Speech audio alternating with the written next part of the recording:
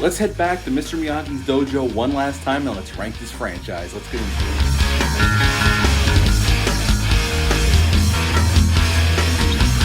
Welcome back to my channel. Hope you're all doing well out there. And we're going to head back to Mr. Miyagi's dojo one last time to rank this franchise. Before we get into it, like, comment, subscribe. Join me here. I greatly would appreciate that. Click on the little notification bell.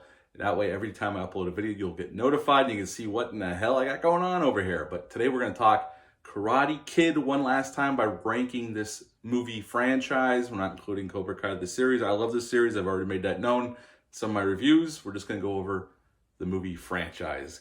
At number 4, the one I just did the other day, the next Karate Kid that came out in 1994, 5 years after Part 3. Not a terrible, awful film. It's just the spark of what made, especially the first two films, so good just isn't there. The directing's not quite as good either. It's okay. Mr. Miyagi's still really good. Pat Morita's great.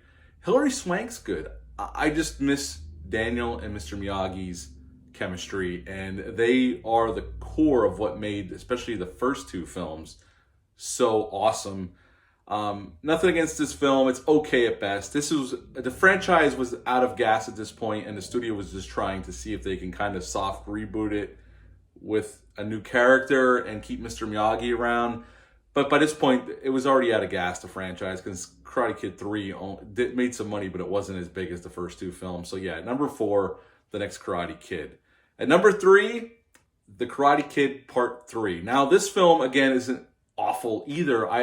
There's a lot of fun things in this film, namely Terry Silver and Mike Barnes. I think they make a great team of villains, and Kreese is back, which is always a plus to have Martin Kove back in the movie, although again, he's not in it very much. He's in the beginning, and then we see him at the end, and that's pretty much it. What really drags this down is Daniel's attitude towards Mr. Miyagi. He's kind of keeping things from Mr. Miyagi. He's kind of lying to him. He's kind of treating him disrespectfully, and considering what they had already been through in the first two films, I didn't feel it worked here. I really didn't. So that is what brings this movie way down. That and the bad guys are so bad. Now, I love Terry Silver, and I'm glad he's back in Cobra Kai Season 4. But like, even Mike Barnes, like, he's going to the extreme to get back at Daniel, even to the point of putting him in danger. And it's like, it's just a karate tournament, people. Let's calm down a little bit. You know what I'm saying? But it's still a fun film, mostly because the villains are so over the top and scenery chewing.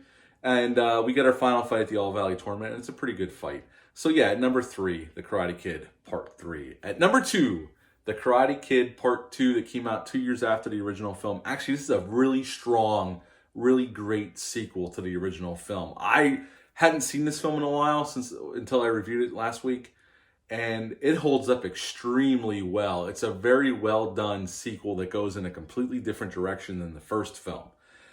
It would have been easy, considering how big of a hit the first film was, to just Xerox the formula and do the exact same thing, just maybe change a few things, but they really do change it, and they keep the Xeroxing to the third film, where the third film is kind of a lot like the first film, although there's some different elements, but it's a lot like the first film structure-wise. This one goes in a totally different direction, with them going to Okinawa, Daniel getting to see how Mr. Miyagi grew up, his home village, and how these people live, and finding a new love interest. I just really, really like this sequel. It's really well done. And at number 2, The Karate Kid Part 2. This is pretty obvious because there's only 4 films. At number 1, the original 1984 classic, The Karate Kid. What a fantastic movie. Going back and rewatching it again on Blu-ray, it's a really well done film about a kid who's a fish out of water, who is being bullied at school, and he definitely doesn't feel like he fits in. But he meets this older man who takes him under his wing and shows him shows him karate and some life lessons along the way. And their relationship, the way it builds, and then with Ali, and then you got Johnny, who's a big part of it, and Kreese, and the All Valley Tournament. But really, at the end of the day, like I said before when we were talking about the next Karate Kid, this movie wouldn't work without the relationship between Daniel and Mr. Miyagi. They are the heart and core of this story, just like they are in the second film. And that's why I had a little bit of a problem with the third film, because the way Daniel treats Mr. Miyagi. But in the first film, to see that budding friendship and love for one another and respect, it really sells that film. And it makes it completely enjoyable. And it's actually a good film to show your kids. It's a pretty positive message. Yes, there's some bullying in that, but in real life, there's going to be those things when you're in high school. I've seen it happen when I was in high school. It happens, unfortunately. It's just a fact of life. And I think there's a really positive message in this film. So I think it's a good message, good film to show kids. I don't think there's anything really, outlandish in it. Yeah, there's some, violent stuff. There's the fight at the end too, but it's karate. But I think it's a really well done film. And I love The Karate Kid. So at number 1, the original 1984 classic, The Karate Kid. How would you rank this franchise? Leave a comment down below. Let me know. I'd be interested to hear your take on it. See if your ranking would match mine or where it differs. Hit the thumbs up, hit the subscribe button, share this video. I would appreciate that. I'll be back with a review for Blade 2. And then next week, I'm going to do Blade Trinity. I'm going to push it back just a little bit, but we're going to get to Blade Trinity. But until then, I hope you're all doing well out there, and bye.